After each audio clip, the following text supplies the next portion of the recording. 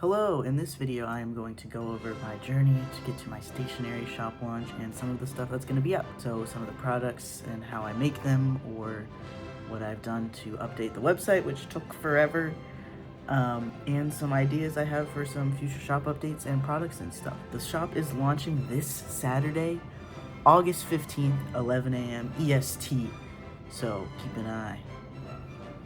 So, of course, the most important part of a shop launch is having a shop, which I do on my Squarespace website, and I was also thinking of possibly opening an Etsy a little bit later, too. I've heard not great things about how Etsy is doing right now, but also it is a good way to kind of test run your products, so I'm not sure. I might not. Anyway, I had to add over 100 products to this website because I decided to torture myself by uploading every single one of my polymer clay charms as its own listing. Now, there's a very good reason for this, and that is that these charms are from a prototype test run where I wasn't super sure what I was doing yet. By now, I think I have figured out the way to do it, but a lot of these were from when I was testing out designs to see how fragile they would be and before I knew certain things about baking time and that kind of stuff. But I didn't just want to get rid of them. So they are uploaded to the shop with a disclaimer and a caveat that they may break, and if they break within a week of you receiving them or using them, then I will send you another one with the knowledge that I now have on the proper way to make them for just the price of shipping. I'll probably include a bunch of freebie stickers in these packages as well, just to say thank you for trusting me. Now that I have that all figured out, let's go into some of the products that will be on this shop launch and how I make them.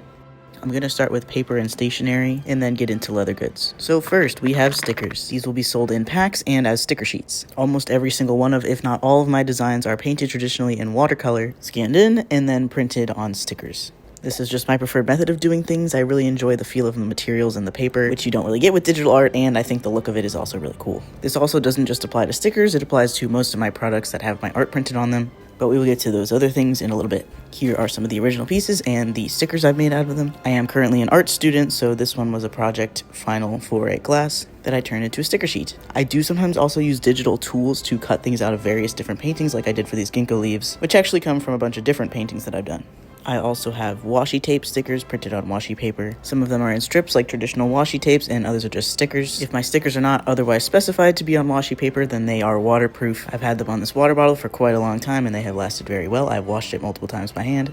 Now getting into my hand-bound journal inserts. These are all hand-sewn, so not stapled. The covers are of my artwork or patterns I've made digitally using my artwork. Some of these are sewn with linen thread, others just with embroidery thread, so that will determine the durability somewhat of them. Since they're all sewn, they should be pretty durable regardless. I do some with watercolor paper in my watercolor kits that also come with a dot card and a couple brushes. Specialty papers like for fountain pens, drawing paper for graphite and dry media, and even some with sticker release paper that you can store your stickers in. I currently only do A6 in passport size, but I am working on figuring out how to do A5. The problem is I cannot print on A4 quite yet because I don't have the paper, so I can't make the covers the right size because I would have to be working with US letter. But I'm working on it. It's possible, just not for the shop launch. I also have some miscellaneous paper items, such as this washi sticker pad. It comes with a bunch of different stickers inside that are on washi tape paper that you can just tear out and use in your journal. These stickers are not waterproof, so do not use them on a water bottle or anything like that. Intended for paper use only. I also have one design of washi tapes, which is my ginkgo leaves design, and a notepad design with a tiny grid that you don't have to use, but it has carrots and ants. Final miscellaneous item, I have some handmade recycled paper made from stuff like grocery bags, textbooks that I was done with, and stuff like that. So paper I would never use for anything else. I find myself saving all of my paper scraps in hopes that I'll be able to make more of this someday, but I just do not have the space right now, so this is very limited in quantity. Now we're getting into leather goods. Here's my workspace. It is a huge mess. So first we have leather journal charms. These are intended for journal covers with the elastic band system, so they have an elastic band to hold them closed. The band needs to be removable so that you can thread it through these, so things like Paper Republic, Traveler's Company, or the journals that I make.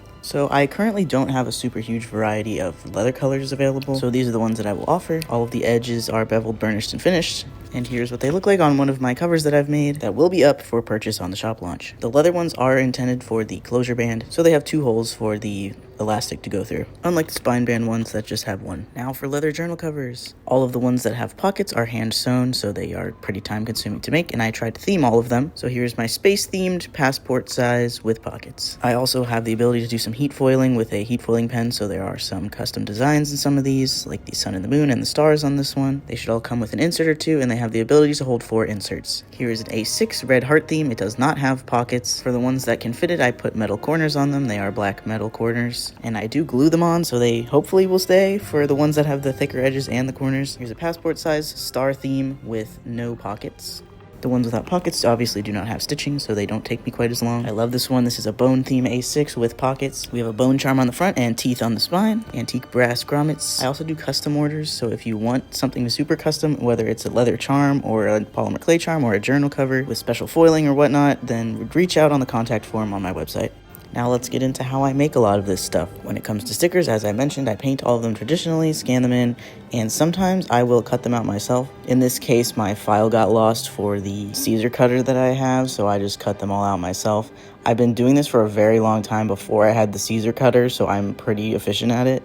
But it's not ideal. Here are the original paintings for those stickers. These will not be up on the website yet. I'm going to make a sticker sheet with them most likely. So this is a sneak peek. It's pretty much the same for sticker sheets. I do use a dye-based printer, but I take a lot of measures to make sure that the ink is protected and does not fade. I print on vinyl sticker paper so the stickers are waterproof, and then I put a laminate over top so the ink does not bleed. And I also spray it with this archival protectant spray, as well as my laminate being protective against UV. So far, I've had no issues with fading or bleeding. And again, these stickers are on my water bottle and they've been fine.